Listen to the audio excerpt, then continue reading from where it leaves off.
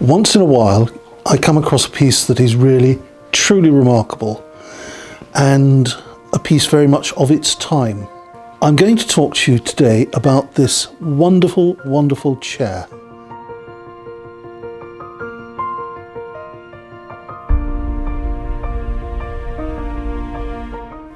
To stay up to date with recent acquisitions, tips about caring for your cherished pieces, and free antiques fairs invitations, why not subscribe to our newsletter using the link below.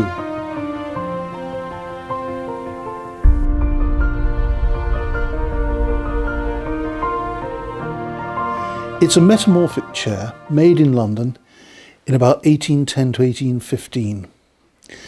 Now just imagine the problem. The problem is that you have your library where you sit and read and write. But as the sun moves around during the day, you have to keep moving your chair around in order to get the best light for reading and writing by. So that's the problem. So what do you do about it? Well, in your library, you would then equip yourself with a metamorphic library reading chair, just like this one. So what does it actually do? Well, I'll show you. As you can see, a very comfortable library chair for sitting in your library. And then it does rather more than that. You have a flap at the back, which comes up like that, so you can sit and write at it. Or there again, you can raise it further to there and rest a book or a paper there for reading at. You have on either side a little pull-out drawer fitted with an inkwell and for keeping your quills. And you also have the ability to move that around like that, so that rather than getting up and moving your chair, you adjust your reading stand and your position, because you can sit now facing that way, facing that side as well as facing forward. And of course, at some point during the day, when you get approaching nightfall, you will need to have candles in the two candle holders, which again, you can just pull out and push back in again, so that at night you use the candles for reading by. So who made this extraordinarily metamorphic chair?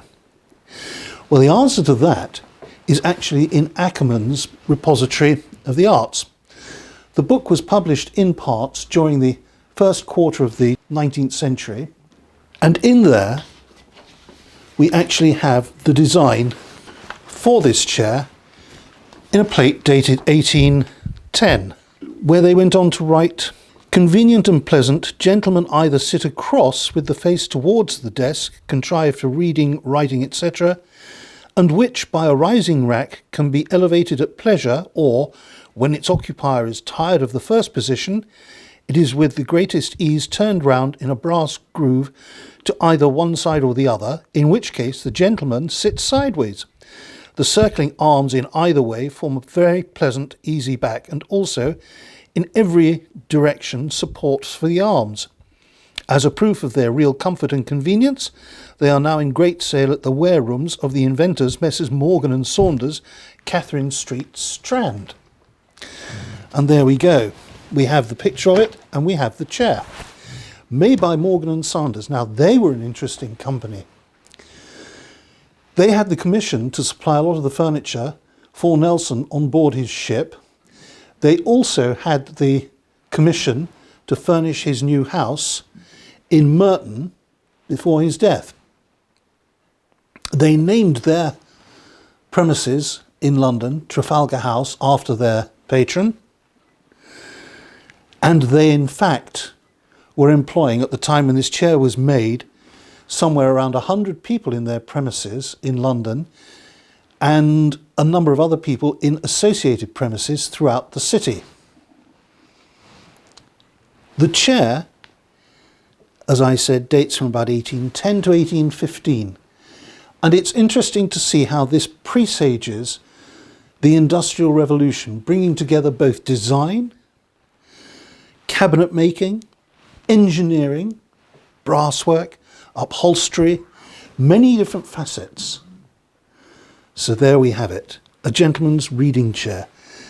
We also have, from another publication, an image of what the inside of Morgan and Sanders showrooms looked like in London. And there we have it.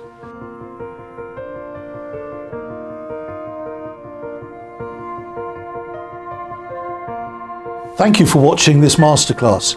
You can subscribe to our channel by pressing the notification bell below. I look forward to seeing you again very soon.